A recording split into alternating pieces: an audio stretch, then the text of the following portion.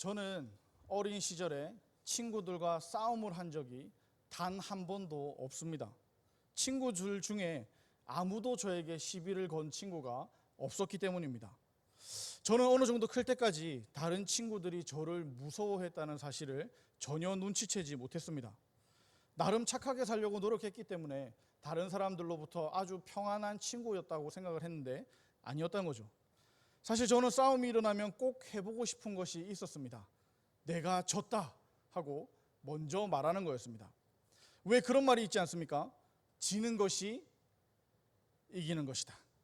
지는 게 이기는 것이니 싸움이 시작되려 할 때 먼저 큰 소리로 외치는 거죠. 내가 졌다. 내가 졌다고 말함으로 내가 졌으니 정작은 내가 이기게 되는 그런 상황을 생각했으나 생각으로 그쳤습니다. 내가 졌다라는 말을 할 기회가 한 번도 없었습니다. 혹시나 지금 저와 한바탕 싸우고 싶으신 분이 계십니까? 저와 1대1을 신청하시면 저는 무릎을 꿇고 이야기하겠습니다. 제가 졌습니다. 또 이런 말이 있죠. 살고자 하면 죽을 것이요 죽고자 하면 살 것이다. 누가 했던 말이죠? 이순신 장군이 했던 말입니다. 일본군과 싸우기가 두려워서 전쟁을 포기하고 도망가려 하는 사람들에게 이순신 장군은 이렇게 이야기합니다. 어차피 이 전쟁에서 도망가 봐야 너희가 살 집이 없고 너희가 살 수 있는 나라가 없다는 겁니다. 그러니 살려고 도망가면 반드시 죽을 거라는 겁니다. 그러나 죽기를 각오하고 싸우면 반드시 이긴다는 아멘 하고 싶은, 아멘 해야 할 것 같은 말씀이었습니다. 또 지난번 설교 중에 매주일 예배를 수련회 하듯 하고 싶다며 제가 이런 말을 했었죠. 연습은 실전같이, 실전은 연습같이. 그러면서 우리가 할렐루야 아멘을 힘차게 외치기도 했었습니다. 지는 것이 이기는 것이다. 죽고자 하면 살 것이다. 연습은 실전같이. 이런 말들은 두 가지 일이 동시에 일어날 수 없지만 두 가지를 동시에 말함으로 깨달음을 주는 역설이라는 표현입니다. 이 역설이 가장 많이 등장하는 책이 바로 우리 성경책이 아닐까 생각합니다. 왜 그렇습니까? 하나님 나라야말로 역설의 진리이기 때문입니다. 하나님 나라는 우리가 보통 생각하는 생각을 깨트리고 우리를 늘 놀라게 만듭니다. 예수님은 마가복음 8장 35절에서 이렇게 말씀합니다. 누구든지 자기 목숨을 구원하고자 하면 잃을 것이요 누구든지 나의 복음을 위하여 자기 목숨을 잃으면 구원하리라. 계속해서 마가복음 9장 35절에서는 이렇게 말씀하십니다. 예수께서 앉으사 12제자를 불러서 이르시되 누구든지 첫째가 되고자 하면 무사람의 끝이 되며 무사람을 섬기는 자가 되어야 하리라 하시고, 또 마가복음 10장 31절에서는 이렇게 말씀하십니다. 그러나 먼저 된 자로서 나중되고 나중된 자로서 먼저 될 자가 많으니라. 사도 바울은 이렇게 고백하기도 했었습니다. 고린도후서 12장 10절입니다. 그러므로 내가 그리스도를 위하여 약한 것들과 능욕과 궁핍과 박해와 공고를 기뻐하노니 이는 내가 약한 그때의 강함이라.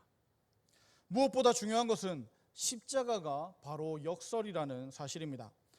세상에서 가장 수치스러운 십자가가 하나님의 사랑과 구원을 이루는 도구가 되었습니다. 하나님의 아들이 십자가에서 죽임을 당해 우리에게 구원을 주신다는 복음은 역설 그 자체입니다. 십자가는 세상의 가치와 대립하지만 십자가의 역설적 진리를 깨달은 사람은 십자가를 자랑합니다. 우리도 십자가를 자랑하는 사람들입니다. 그래서 요즘과 같이 모든 것이 안 된다는 전염병의 시절에도 우리는 희망을 품으며 포기하지 않습니다. 지금 우리가 역사적으로 가장 어려운 시대를 살아간다고 합니다만 시대마다 가장 어렵다고 불리는 시절들은 다 있었습니다. 그런 어려울 때마다 힘을 주고 다시 일어서게 하는 사람들이 늘 있었습니다. 그 중에서 짧지만 강력한 메시지를 주었던 한 사람을 설교에 앞서 소개하고 싶습니다. 제2차 세계대전 때 영국 수상이 있었습니다. 윈스터 처칠입니다. 전쟁을 승리로 이끈 주역이기도 합니다. 이 처칠이 한 번은 옥스퍼드 대학교의 졸업식 연설자로 초청을 받았습니다. 영국 사람들에게 있어서 그 자리는 아주 영광스러운 자리입니다. 아마 처칠도 어떤 말이 좋을까? 학교를 졸업하고 사회로 나가는 학생들에게 어떤 당부와 조언을 해야 좋을까 고민이 되었을 겁니다. 특히 그 당시는 온 나라가 전쟁으로 혼란스럽고 어려울 때였습니다. 이 어려운 시기에 젊은이들에게 어떤 말을 해줘야 힘이 되고 도움이 되고 좋은 영향력을 끼칠 수가 있었을까요? 고민한 끝에 드디어 처칠이 연단에 올라 작은 목소리로 그들에게 말합니다. 여러분, 절대로 포기하지 마세요. 물론 영국 사람이니 영어로 이야기했겠죠. You never give up. 딱 한마디 했습니다. 그러자 모든 청중이 다 조용히 합니다. 그 다음에 무슨 말을 할지 귀를 기울입니다. 조금 더 큰 소리로 말합니다. You never give up. 학생들과 거기 모인 사람들이 마음이 뜨거워지기 시작했습니다. 그때 다시 한번 모여있는 모든 사람들을 향해 온 힘을 다해서 외칩니다. You never give up. 그리고는 연단을 내려옵니다. 그러자 모든 사람이 일어나서 기립박수를 보냈습니다. 감격의 눈물까지 흘리는 사람들도 있었습니다. 절대로 포기하지 말라는 말이 가슴속 깊이 새겨집니다. 학생들과 졸업식 참석자들 뿐만 아니라 전쟁으로 두려워하던 모든 영국 사람들의 마음을 뜨겁게 만든 짧지만 강력한 연설이었습니다. 이 연설은 지금도 삶의 무게 앞에 용기를 잃은 수많은 사람에게 힘을 불어넣는 한마디가 되고 있습니다. 이 전염병의 시절 모두가 안 된다고 하지만 우리는 포기할 수 없습니다. 전쟁 후 여러 가지로 어려웠던 영국에 힘을 주었던 이 말과 같이 이 전염병의 시절에도 절대로 포기하지 않는 저와 여러분들이 되기를 바랍니다. 포기하지 않겠다고 다짐하는 우리를 보시며 하나님은 뭐라고 말씀하실까요? 하나님도 포기하지 말라고 말씀하실까요? 오늘 우리가 읽은 본문에서 하나님은 포기하지 않겠다라는 다짐을 포기하라고 하십니다. 오늘 우리가 읽은 본문도 졸업식이라 볼 수 있습니다. 광야 학교의 졸업식이죠. 보통 대학은 4년 다니면 졸업입니다만 이 광야 학교는 입학 후에 40년이 지나고 졸업식이 있었습니다. 광야 40년은 이스라엘 백성들에게 고통의 시간이기도 했지만 분명한 건 배움의 시간이기도 했다는 겁니다. 이스라엘 백성들은 모세와 함께 출애굽했습니다. 그러나 20세 이상의 출애굽 1세대는 불순종으로 인해 여호수아와 갈렙을 빼고는 다 광야에서 죽습니다. 그래서 출애굽 당시 20세 미만과 광야에서 태어난 2세대만 가나안 땅으로 들어가게 되었습니다. 이제 광야에서의 마지막 시간입니다. 가나안 땅으로 첫 발을 내딛는 순간입니다. 처칠이 졸업식 연설을 했던 것처럼 하나님께서 광야 학교 졸업식에 연설을 하십니다. 처칠은 포기하지 말라고 연설했습니다. 그러나 하나님은 포기하라고 말씀하십니다. 전쟁을 앞둔 이스라엘 백성들에게 전쟁에게 이기고 싶으면 포기하라고 말씀하십니다. 승리하려면 포기해야 된다는 겁니다. 하나님은 오늘 본문에서 세 가지를 포기하라고 하십니다. 첫 번째는 내가 가진 힘과 능력을 포기하라고 말씀하십니다. 오늘 본문 2절을 다시 한번 보겠습니다. 그때의 여호와께서 여호수아에게 이르시되 너는 부싯돌로 칼을 만들어 이스라엘 자손들에게 다시 할례를 행하라 하시매. 이스라엘 백성이 요단강을 건넜는데 이것은 사실 전쟁이 시작되었다는 말입니다. 그리고 가나안의 가장 첫 번째 관문인 여리고성이 바로 눈앞에 보였습니다. 이제 군대를 정비해서 출정해서 싸워야 하는 긴박한 순간입니다. 그런데 바로 그때 하나님은 이스라엘 백성들에게 할례를 행하라고 명령하십니다. 할례를 행하라는 말은 전쟁을 포기하라는 말입니다. 이 말이 저만 포기하라는 말로 들립니까? 남자분들, 특히 10살이 넘어서 경험해 보신 분들은 이게 뭔지 잘 아시지 않습니까? 할례는 의학용어로 포경수술과 비슷합니다. 더 쉽게 말하자면 몸에 상처를 내는 겁니다. 포경수술을 하면 아파서 다 아물 때까지 며칠씩 쉬어야 합니다. 요즘같이 의술이 발달했어도 그런데 그 옛날 위생시설도 별로 없는 데서 그런 수술을 하면 얼마나 아프고 또 낫는 데는 얼마나 오래 걸렸겠습니까? 사실 할례는 하나님께서 아브라함에게 남자가 태어나면 8일 만에 할례를 행하라고 하셨습니다. 그것이 하나님의 백성된 표시였습니다. 할례 자체가 구별이었다는 겁니다. 이 명령을 받은 아브라함과 다른 어른들은 어른이었을 때 할례를 받았고 그때부터 아브라함의 후손인 이스라엘 백성들은 남자아이가 태어나면 난지 8일 만에 할례를 했습니다. 이 할례가 얼마나 아픈지에 대한 기록이 성경에 있습니다. 야곱에게 12 아들이 있고 딸 하나가 있었습니다. 그때 그들이 살던 지역의 세겜이 그 딸인 디나를 범하여 그 오빠들이 분노했습니다. 그런데 세겜이 디나를 사랑하니까 그 아버지가 와서 결혼을 시키고 서로 화친하자고 합니다. 그때 야곱의 아들들은 당신들이 우리처럼 할례를 받으면 결혼시켜 주겠다 하고 거짓말을 하고 남자들이 다 할례를 받고 아파서 누워있을 때 공격하여 그들을 다 죽여버립니다. 할례가 그렇게 힘든 것인데 지금 하나님은 전쟁을 앞둔 이스라엘 백성들에게 할례를 행하라고 말씀하십니다. 할례를 행하면 상처가 아무는데 적어도 일주일은 걸릴 겁니다. 그런데 그걸 지금 하라고 말씀하십니다. 지난 40년 동안은 할례를 못했습니다. 안 그래도 힘든 광야에서 할례를 어떻게 할 수가 있었겠습니까? 그래서 못했습니다. 그런데 지금은 어떻습니까? 지금은 상황이 더 안 좋습니다. 지금은 전쟁을 앞두고 있습니다. 그런데 하필 왜 지금 할례를 행하라고 하시는 걸까요? 포기하라는 겁니다. 적들이 만약 이 사실을 알고 기습해 오면 꼼짝없이 당할 수밖에 없는데도 할례를 행하라고 하십니다. 그러니 할례를 행하라는 말씀은 결국 너의 힘과 너의 능력을 모두 포기하라는 말씀입니다. 제가 군대에서 강을 도하하는 훈련을 받을 때 있었던 이야기입니다. 사람이 물에 빠졌을 때 구하겠다고 바로 뛰어들면 안 된다는 겁니다. 물에 빠진 사람은 살기 위해 허우적거리기 때문에 바로 뛰어들면 서로가 위험하다는 거였습니다. 그러니 사람이 물에 빠지면 옆에서 지켜보다가 움직임이 줄어들고 물속으로 꼬르륵 들어가려고 할 때 들어가서 끌고 나오면 된다고 가르쳐 주었습니다. 그러니 아빠와 엄마가 빠지면 누구를 먼저 구해야겠습니까? 먼저 힘 빠진 사람을 건져오면 됩니다. 우리 인생에도 그런 때가 있습니다. 하나님, 지금 하나님의 도움이 필요합니다. 빨리 도와주세요라고 기도해도 하나님은 안 도와주십니다. 왜 그렇습니까? 아직 내가 할 힘이 남아있기 때문입니다. 내가 할 수 있다는 그 힘이 남아있기 때문에 그럴 때는 하나님이 기다리십니다.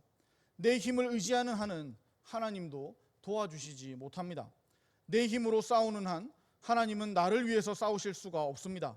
나중에 하나님의 도움을 잊고 자기가 다 한 줄로 알거나 하나님이 도와주셔도 그 도움을 깨닫지 못하기 때문입니다. 그러니 하나님은 우리에게 또 이스라엘 백성들에게 너의 힘으로 하기를 포기하라고 말씀하십니다. 내가 가진 힘과 능력을 포기했다면 내가 그동안 이룬 것들도 포기하라고 말씀하십니다. 두 번째로 포기할 것은 내가 쌓아온 과거의 업적, 과거의 성취, 과거의 나의 자랑거리입니다. 8절과 9절을 읽어보겠습니다.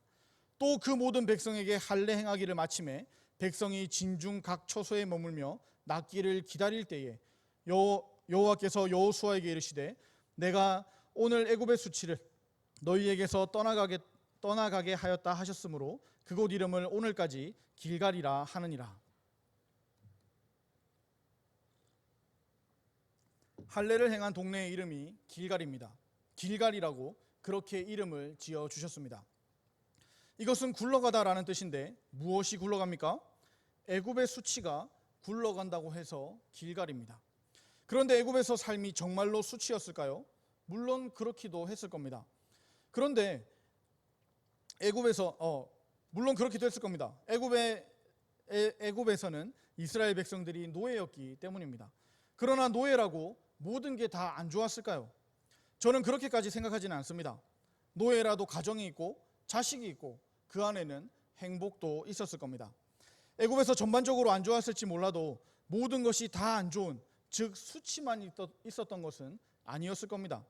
400년 이상을 살았기에 나름 그곳에서 이룬 것도 있고 꿈과 희망도 있었을 겁니다. 그런데 하나님은 그 모든 것이 수치였다고 말씀하시며 그 수치를 굴려버리겠다고 말씀하십니다. 한편으로는 속이 시원하면서도 또 한편으로는 받아들이기 힘든 섭섭한 말씀이기도 합니다. 우리에게 적용해 볼까요? 우리는 그리스도인으로 사는 삶이 있지만 그냥 사회인으로 사는 삶도 있습니다. 우리 중에는 사장님도 있고 명함을 만들 때 이름 앞에 넣을 직함이 있는 분도 있습니다. 직장을 다니시는 분도 있고 아르바이트를 하시는 분도 있습니다. 가정을 책임지는 분도 있습니다. 우리는 각자 나름대로 쌓은 업적도 있고 뿌듯한 이력도 다들 가지고 있습니다. 그런데 그 모든 것이 수치니까 버리라고 하면 힘든 일입니다. 기분 좋은 일은 아닐 겁니다. 그러나 하나님은 포기하라고 하십니다. 이걸 포기해야 하나님을 얻을 수 있기 때문입니다. 이스라엘은 이 말씀에 순종해서 애굽의 400년 이상의 역사를 할례와 함께 거기에서 굴려버립니다. 하나님이 주시는 영광스러운 승리를 기대하며 굴려버립니다. 신약에서 이것을 잘 이해하고 실행한 사람이 바로 사도 바울입니다. 바울은 빌립보서 3장 7절에서 9절에 이렇게 고백합니다. 그러나 무엇이든지 내게 유익하던 것을 내가 그리스도를 위하여 다 해로 여길 뿐더러 또한 모든 것을 해로 여김은 내 주 그리스도 예수를 아는 지식이 가장 고상하기 때문이라. 내가 그를 위하여 모든 것을 잃어버리고 배설물로 여김은 그리스도를 얻고 그 안에서 발견되려 함이니 내가 가진 의는 율법에서 난 것이 아니요 오직 그리스도를 믿음으로 말미암은 것이니 곧 믿음으로 하나님께로부터 난 의라. 바울은 자신의 과거를 해로 여기고 배설물로 여긴다라고 말합니다. 그러나 정말 바울의 과거가 그 정도로 별로였습니까? 사실 바울의 과거는 우리가 알다시피 하찮은 것이 아니라 오히려 반대로 엄청난 인생이었습니다. 집안도 좋았고 당시 최고의 선생님이었던 가말리엘 밑에서 배운 사람이었습니다. 바울은 다른 사람들이 다 부러워할 만한 그런 사람이었습니다. 그러나 그 모든 것을 해롭다 하고 배설물이라고 말하며 버렸다라고 말합니다. 왜 그렇습니까? 내 주 그리스도 예수를 아는 지식이 가장 고상하기 때문입니다. 이 고백 위에 사도 바울이 섰기에 하나님의 위대한 일들을 해낼 수 있었습니다. 하나님은 내가 이룬 것들을 버리라고 말씀하십니다. 세상에서 얻은 이름을 버리라 하십니다. 하나님과 상관없는 자랑거리들을 다 버리라고 하십니다. 그렇다고 내일 당장 회사에 가서 사표를 내라는 말은 아니니까 오해하지는 마시길 바랍니다. 다만 내가 이룬 것들보다 하나님께서 주신 이름을 더 사랑하라는 말씀입니다. 저는 신대원에서 이해가 안 되는 게 하나 있었습니다. 어떤 예배를 할 때 설교자를 누구누구 박사님, 누구누구 교수님 이런 식으로 쓰고 이렇게 소개하는 거였습니다. 설교자의 호칭이 목사면 됐지 교수나 박사가 더 높아 보여서 그렇게 쓰는 건지 정말 모르겠었습니다. 마찬가지입니다. 예전 교회에서 있었던 일입니다. 교회 행사를 해서 교회가 굉장히 복잡하던 상황이었습니다. 그래서 일손이 부족해서 교회에 오신 지 얼마 안 되는 분도 안내를 맡아 열심히 봉사하고 있었습니다. 이렇게 저렇게 안내를 하고 있는데 성도님 이쪽으로 앉아주세요 하는 말이 들렸는데 그 앞에 분이 굉장히 화를 내시는 겁니다. 나는 성도 아니고 장로다. 조금 있으니 또 누가 화를 냅니다. 나는 성도 아니고 권사라는 겁니다. 여러분도 장로님, 권사님을 못 알아본 이 봉사자가 잘못되었다고 생각하십니까? 저는 개인적으로 목사 유종렬보다 성도 유종렬이 듣기가 좋습니다. 목사이기 전에 성도이며 목사이기 전에 예배자라고 생각하기 때문입니다. 세상에서 성도보다 더 좋은 이름이 어디 있겠습니까? 세상에서 우리를 부르시고 우리에게 가장 먼저 주신 이름이 바로 성도입니다. 물론 목사나 장로나 권사나 같은 직분도 하나님께서 주신 게 맞습니다. 그러나 그것도 성도이니까 주신 것이지 성도가 아니면 그런 직분도 없습니다. 믿음이 있다면 모두가 성도입니다. 봉사에 있어서 목사고 장로고 권사고 집사지 우리 모두는 성도입니다. 내가 이룬 것, 나의 과거를 버리라고 하시는 이유는 더 귀한 것으로 채우기 위해 버리라고 하시는 겁니다. 나의 모든 자랑거리, 내가 이룬 것들을 내려놓을 때 하나님께서 더 좋은 것으로 채워주실 겁니다. 마지막으로 하나님은 내가 원하는 승리까지 포기하라고 말씀하십니다. 나의 힘도 버리고 나의 자랑거리도 버리고 내가 이기겠다는 생각 자체를 버리라는 말씀입니다. 13절과 14절입니다. 여호수아가 여리고에 가까이 이르렀을 때에 눈을 들어본즉 한 사람이 칼을 빼어 손에 들고 마주 서 있는지라. 여호수아가 나아가서 그에게 묻되 너는 우리를 위하느냐 우리의 적들을 위하느냐 하니 그가 이르되 아니라 나는 여호와의 군대 대장으로 지금 왔느니라 하는지라. 여호수아가 얼굴을 땅에 대고 엎드려 절하고 그에게 이르되 내 주여 종에게 무슨 말씀을 하려 하시나이까. 여호와의 군대 대장과 여호수아의 대화 내용인데 긴장감이 흐릅니다. 여호수아는 여리고를 공격하기에 앞서서 혼자 밤에 그 근처까지 갔던 것으로 보입니다. 얼마나 긴장되고 두려운 순간이었겠습니까? 그런데 가만히 보니 한 사람이 칼을 빼어서 손에 들고 서 있는 겁니다. 얼마나 놀랬겠습니까? 그래서 그 사람에게 묻죠. 너는 우리 편이냐? 아니면 우리 적들의 편이냐? 그런데 이 사람이 뭐라고 답을 합니까? 아니라. 아니 누구 편이냐고 물으면 나는 네 편이다. 혹은 나는 너의 적이다. 라고 말을 해야 하지 않습니까? 그런데 아니라고 말합니다. 이게 무슨 뜻입니까?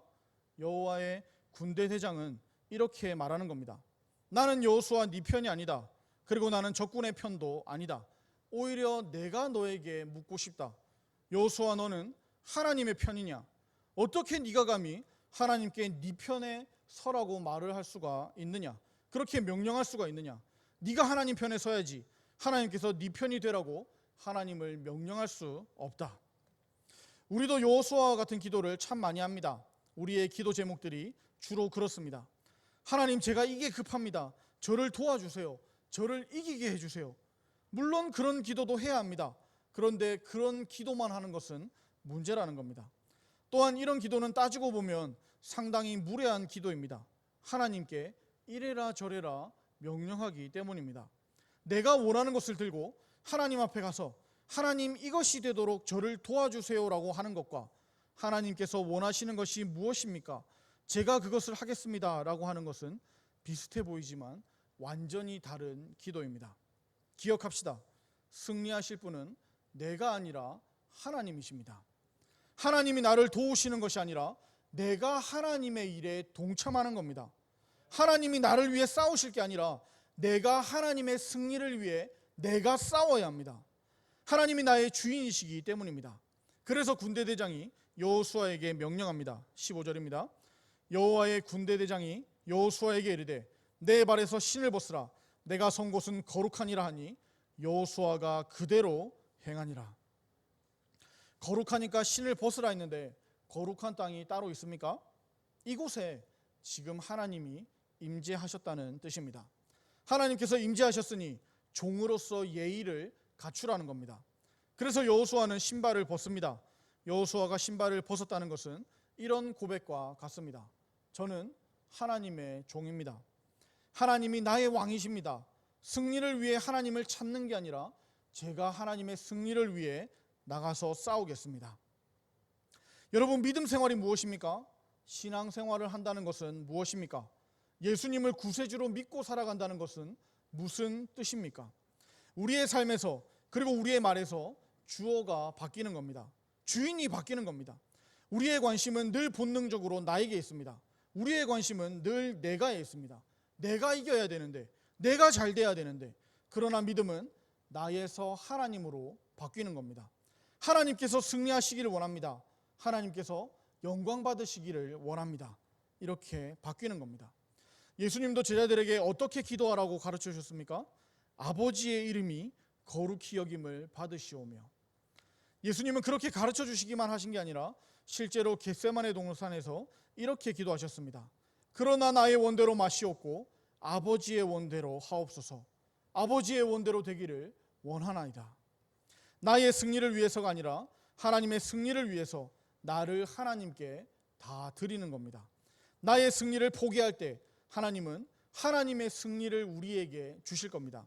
내 뜻이 이루어지는 것이 아니라 하나님의 뜻이 우리에게 이루어지는 겁니다. 하나님의 승리가, 하나님의 뜻이 우리가 원하는 것보다 더 선한 것이라는 것을 우리가 믿는다면 우리는 우리가 가진 모든 것을 포기할 수 있습니다. 승리하려면 포기하라 하는 말은 결코 작은 승리를 위한 말씀이 아닙니다. 세상에서 잠시 없는 작은 승리를 위한 말씀이 아니라 위대한 승리, 영원한 승리, 참된 승리를 위한 말씀입니다. 눈에 보이는 여리고만 얻고 끝나는 승리가 아니라는 겁니다. 여리고도 좋지만 그와 비교할 수 없는 큰 승리, 가나안 전체를 얻는 승리입니다. 그리고 궁극적으로 거룩하신 하나님, 영원하신 하나님을 얻는 승리입니다. 마찬가지입니다. 지금 당장 우리 앞에 놓인 문제만을 위해서가 아닙니다. 우리의 인생 전부, 천국 가기 전까지의 모든 삶의 승리를 위해서입니다. 하나님은 그러한 승리를 원하는 이스라엘 백성들에게 그리고 이 시간 우리에게 말씀하십니다. 승리하려면 포기하라. 너의 힘을 포기하고 너의 자랑거리를 포기하고 네가 생각하고 계획한 승리도 다 포기하라. 우리가 다 포기할 때 하나님은 순종하는 우리를 통해서 하나님의 일을 하시고 하나님이 승리하실 겁니다. 우리는 나를 포기하고 하나님께 순종함으로 하나님의 편이 되어 하나님의 승리에 함께 기뻐하며 함께 참여하고 함께 누리게 될 겁니다. 이번 한 주간도 더 붙잡을 것을 찾지 마시고 더 포기할 것을 찾는 저와 여러분들이 되기를 바랍니다. 나의 모든 것을 포기하고 하나님만 더 붙잡아서 위대한 승리, 영원한 승리, 참된 승리를 맛보는 저와 여러분들이 되기를 축복합니다. 말씀을 기억하며 함께 기도하겠습니다. 먼저 하나님께서 나를 하나님